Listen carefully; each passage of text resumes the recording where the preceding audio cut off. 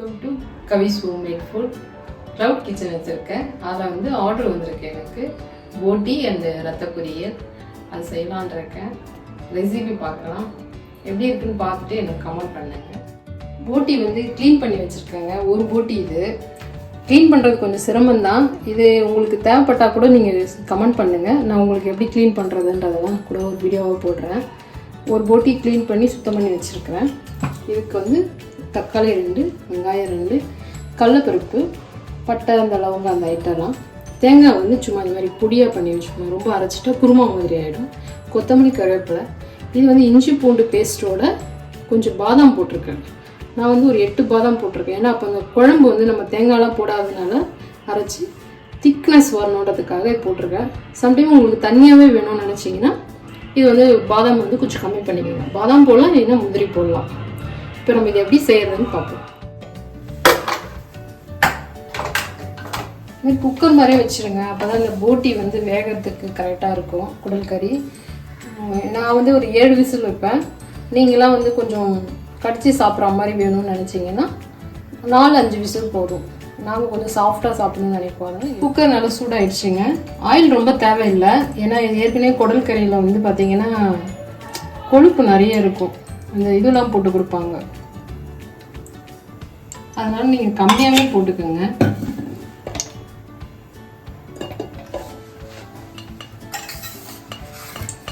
லைட்டாக சோம்பு போட்டுக்கலாம். அதுக்கான இந்த பட்டை வகையெல்லாம் போட்டுக்கலாம். நான் சும்மா லைட்டாக தான் போடுறேன். உங்களுக்கு பாருங்கள், சில பேர் பிடிக்காது நிறைய போட்டால். தேவைக்கு தகுந்த மாதிரி இதெல்லாம் நீங்கள் போட்டுக்கலாம்.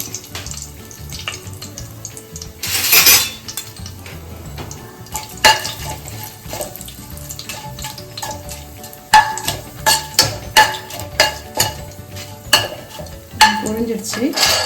இப்போ வந்து இந்த வெங்காயத்தை போட்டுக்கலாம்.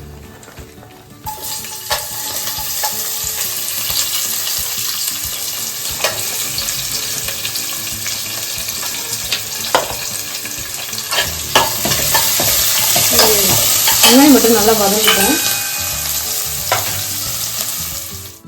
இந்த வெங்காயம் வதங்குற நேரத்தில் நம்ம என்ன பண்ணுவோம், கடலைப்பருப்பு வச்சுருவோம் இல்லைங்களா, அதை வந்து கொஞ்சம் வேக வச்சுருவோம். ஒரு 1/2 வேக்காடு வந்துச்சுன்னா ஓகேவாக இருக்கும். இது வந்து ஃபைனலாக தான் போடுவோம். கடலைப்பருப்பும் தேங்காயும் ஃபைனலாக தான் போட போகிறோம்.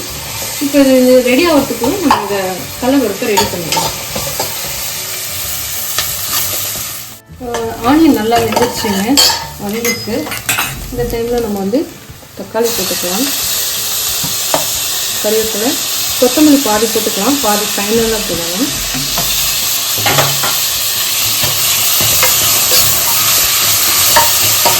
இப்போ வதங்கிட்டோம். தக்காளி வதங்கிடுச்சு. நம்ம இந்த இஞ்சி பூண்டு பேஸ்ட்டும் முந்திரி விழுதெல்லாம் அரைச்சி வச்சுருந்தோம் இல்லைங்களா, அதே இதில் போட்டு சேர்த்துருவோம்.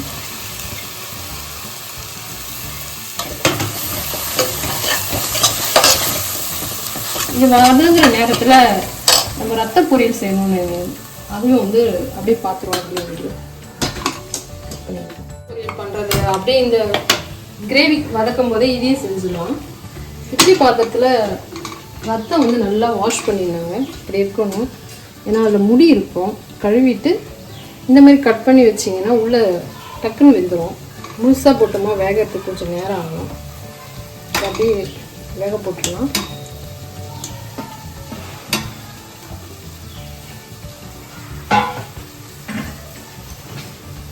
ஒரு 15 நிமிஷம் ஆகும் வேகிறதுக்கு. இது வேகட்டும். இப்போ வந்து இந்த போட்டியை இதில் போட்டுறோம். குடல் கறியை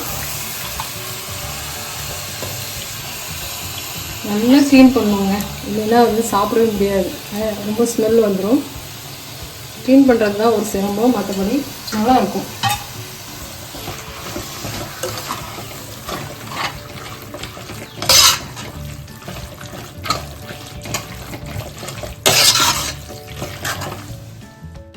ஓகே, ஓரளவுக்கு வதக்கலாம் போடணும்.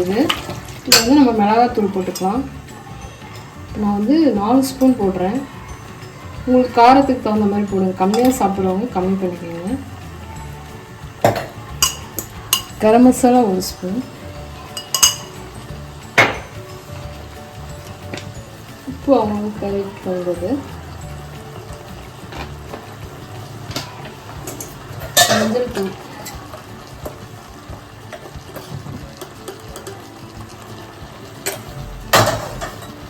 மிக்ஸ் பண்ணிக்கிறேன்.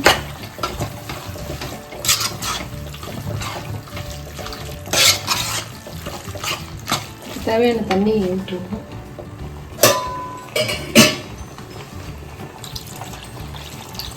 திக்காக வேணும்னு நினைக்கிறவங்க தண்ணி கம்மியாக வச்சுக்கோங்க.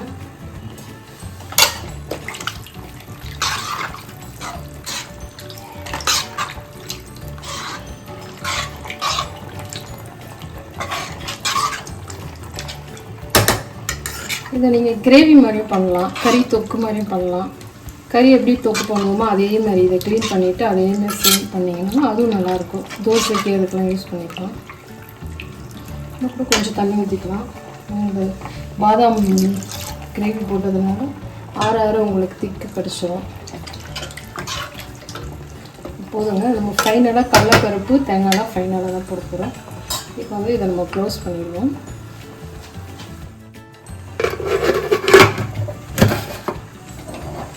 ஆப் வந்தோடனே விசில் வச்சுருவோம். 7 விசில் நான் போடுறேங்க. உங்களுக்கு வந்து கொஞ்சம் இதுவாக இருக்கணும்னா கடிச்சு சாப்பிட்ற மாதிரி வேணும்னா ஒரு 5 விசில் போடுங்க போதும். நான் 7 விசில் யூஸ் பண்ணிட்டுருந்தேன். இன்ஜெக்ஷன் பார்ப்பேங்க. கட் பண்ணி பார்த்தா தெரியும் இன்னும் வேகலை. 10 நிமிஷம் தான் ஆச்சு. ஸோ இன்னும் வேகம் இருக்கும். சரி, மூடி வச்சுருவோம்.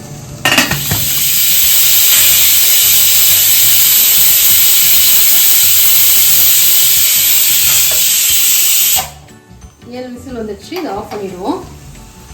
இப்போ வந்து இதை ரத்தம் வெந்துடுச்சு பார்த்துக்கலாம். இது நீங்கள் செக் பண்ணிங்கனாலே தெரியும் வெந்துடுச்சு.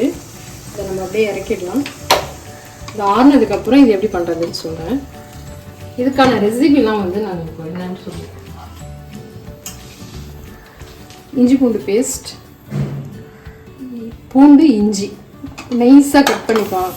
ஏன்னா இது சாப்பிடும்போது உங்களுக்கு பார்த்திங்கன்னா அங்கங்கே லைட்டாக கடி போடும்போது டேஸ்ட் நல்லாயிருக்கும். அதனால் கொத்தமல்லி, 3 பெரிய வெங்காயம், கருவேப்பிலை, பச்சை மிளகாய், இஞ்சி பூண்டு பேஸ்ட்டு. இது கூட வந்து நம்ம பெப்பரும் ஃபைனலாக போடணும், மஞ்சள் தூள் போடணும். எப்படின்னு பார்ப்போம் செய்யறது. 7 நிமிஷம் முடிஞ்சு 15 நிமிஷம் கழிச்சு ஓப்பன் பண்ணி பார்க்கலாம்.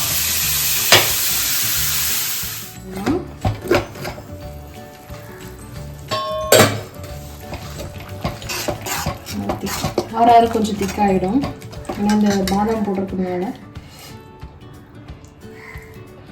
நல்லா வந்துடுச்சு 7 விசிலுக்கு. இப்போ வந்து நம்ம தேங்காய், சோம்பு லைட்டாக போட்டிருக்கோம். இதில் ஆட் பண்ணிக்கணும். கடலைப்பருப்பு வச்சுருந்தோம் இல்லைங்களா, இது கடலைப்பருப்பு வந்து உங்களுக்கு தேவைன்னா போட்டுக்கலாம். இந்த அளவுக்கு வெந்திருந்தால் போதும். 3/4 பாகம் வெந்துடுச்சு. ஏன்னா இது ஆல்ரெடி ஃபுல் குக்கிங் முடிஞ்சிடுச்சு. அவ்வளோதான். கடலைப்பருப்பு வேணும்னா அவாய்ட் பண்ணிக்கலாம். அப்புறம் சில பேர் வந்து கத்திரிக்காய் போடுவாங்க. நானும் செஞ்சுருக்கேன். கத்திரிக்காயும் இது ஒரு 2 கத்திரிக்காய் ஆட் பண்ணிக்கலாம். நல்லாயிருக்கும். கரைஞ்சிடும், தெரியவே தெரியாது கத்திரிக்காய் போடுறது. ஃபைனலாக வந்து கொத்தமல்லி திரும்ப ஒரு கொதிக்க வச்சு ஆஃப் பண்ணிட்டா போதும். இது கொதிக்கிறதுக்குள்ளே நம்ம ரத்த பொரியல் எப்படி செய்யறதுன்னு பார்த்துருவோம். தேங்காய் போட்டு கடலைப்பருப்பு போட்டு இந்த மாதிரி ஒரு கொதி வந்தால் போதுங்க. ஏன்னா எல்லாமே பாயில் பண்ணது தான். கடலைப்பருப்பு எதுக்கு போடணும்னா கொஞ்சம் டேஸ்ட்டுக்காக போடுவாங்க. சம்டைம்ஸ் சில பேருக்கு அது ஒத்துக்காது, சில காரணத்தினால இருக்கவங்க அவாய்ட் பண்ணிக்கலாம் கடலைப்பருப்பு. ஓகேங்க, ஓவர். அது குடல் கறி ரெடி ஆகிடுச்சு. ஆஃப் பண்ணிடலாம். நெக்ஸ்ட்டு வந்து ரத்த பொரியல் போடுவோம். ஆன் பண்ணிக்கலாமா?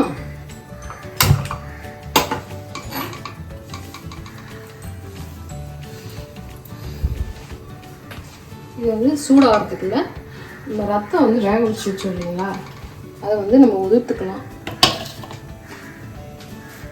காயத்துக்குள்ளே நம்ம இதை ரெடி பண்ணிடலாம். ரத்தம் வேக வச்சுருந்தோம் இல்லைங்களா, அதை இந்த மாதிரி கையிலேயே வந்து பொடி பண்ணிக்கலாம். வேணும்னா சில பேர் கட் பண்ணி போடுவாங்க. கட் பண்ணுறத விட இந்த மாதிரி தூளாக்கிட்டிங்கன்னா அந்த உப்பு காரெல்லாம் வந்து நல்லா உங்களுக்கு உரப்பெல்லாம் உள்ளே போய் நல்லாயிருக்கும்.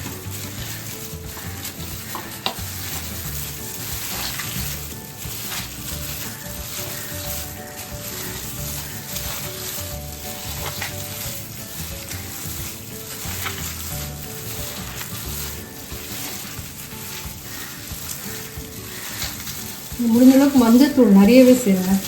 ஏன்னா எனக்கு கொஞ்சம் ஸ்மெல் வரும், ஒரு மாதிரி நீச்சு வாடை ஜாஸ்தியாகவே இருக்கும் இந்த ரத்தத்தில். மஞ்சத்தூள் ஜாஸ்தி போட்டிங்கன்னா உங்களுக்கு அது கம்மியாகும். பச்சை மிளகா கூட கம்மி பண்ணிவிட்டு பெப்பர் நீங்கள் அதையே சேர்த்துக்கலாம். பெப்பர் போடுறதுனாலே உங்களுக்கு அந்த ஸ்மெல் வந்து கொஞ்சம் குறையும். மெயினாக நம்ம அது வேக வைக்கிறதுக்கு முன்னாடி நல்லா வாஷ் பண்ணிடணும்.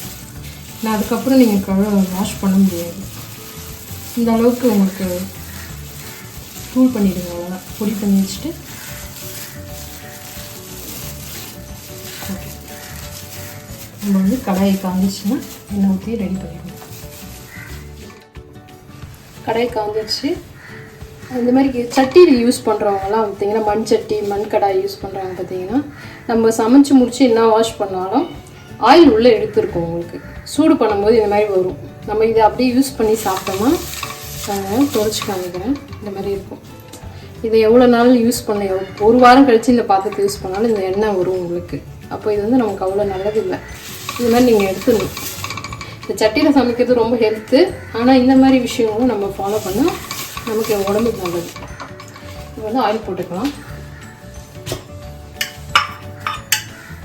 இதுக்கும் ரொம்ப ஆயில் தேவையில்லைங்க. ஏன்னா இது ரொம்ப ஆயிலும் இழுக்காது இந்த ரத்த பொரியல். ஜஸ்ட்டு ஒரு 2 டேபிள் ஸ்பூன் தான் நான் போட்டிருக்கேன். இதுக்கும் சரி போட்டிக்கும். போட்டி குடல் கறி பார்த்திங்கன்னா உங்களுக்கு ஆல்ரெடி அதில் ஆயில், இந்த கொழுப்புலாம் வர்றதுனால நிறைய எண்ணெய் விட்டுரும். அதுவே நல்லா காமிச்சு. இது கடுகுலாம் வேண்டாம், தேவைப்படுறவங்க போட்டுக்கோங்க. நான் லைட்டாக சோம்பு தான் போடுவேன்.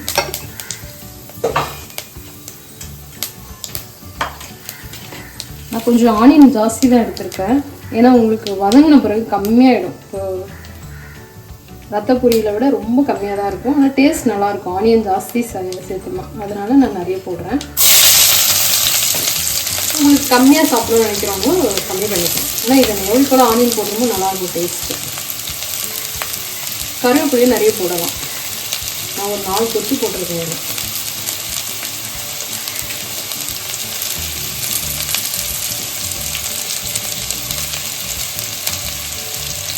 ஆனியன், கருவேப்பிலை, பச்சை மிளகாய், இஞ்சி, பூண்டு நைஸாக கொஞ்சம் கட் பண்ணியிருக்கேன், டேஸ்ட் இல்லாமல். ஏன்னா அது சாப்பிடும்போது அது லைட்டாக அங்கங்கே பல்லில் கிடைக்கும்போது அது ஒரு டேஸ்ட் நல்லாயிருக்கும். ஃப்ளேவர் கொஞ்சம் வதங்கட்டும். நல்லா கொஞ்சம் வதங்குவாங்க. ஆனியன் வந்து ஆஃப் ரெக்கார்டாக இதிலே வந்துடும் உங்களுக்கு.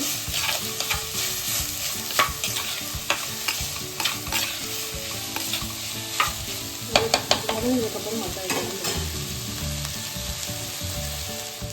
ஆனியன் வந்து ஆஃப் இது ஆயிடுச்சு, குக் ஆகிடுச்சு. இந்த டைமில் வந்து இஞ்சி பூண்டு பேஸ்ட்டு போட்டுடலாம்.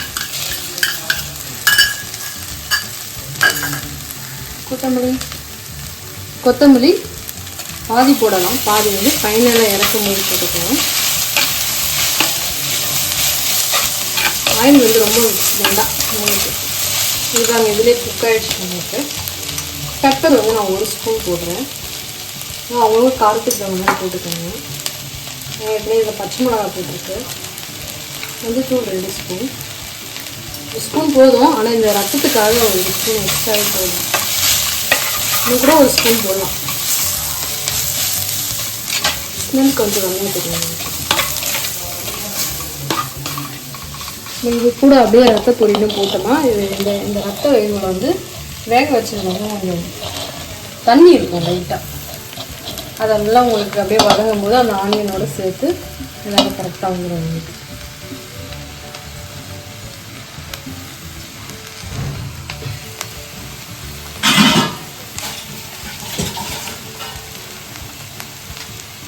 இப்போ உப்பு போட்டுருவோம்.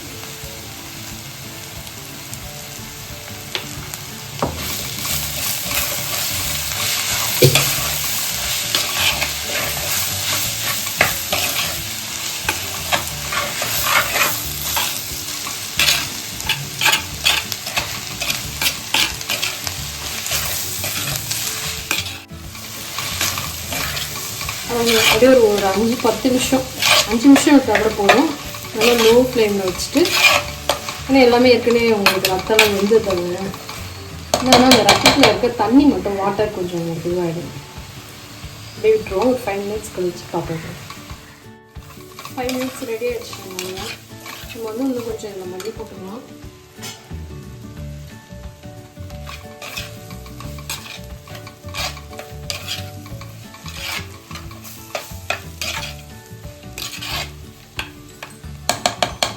பிளேட்டில் மாற்றிட்டு டேஸ்ட் எப்படின்னு பார்ப்போம். குடல் குழம்பு பார்த்தீங்கன்னா தண்ணியாக இருந்தது. பாருங்கள், ஆற கடலைப்பருப்பு வேறு போட்டுக்கும். இந்த பாதாம் அரைச்சி ஊற்றுறதுனால நீங்கள் திக்க வைங்க. இன்னும் கூட ஆறும்போது இன்னும் திக்காயிடும். அதுக்கு தகுந்த மாதிரி நீங்கள் முடிச்சுக்கணும். ஒரு பவுலில் மாற்றிட்டு டேஸ்ட் பார்க்கணும். டேஸ்ட் எப்படி இருக்குன்னு பார்த்துடலாம். ரத்த பொரியல் சூப்பராக வந்துருக்குங்க.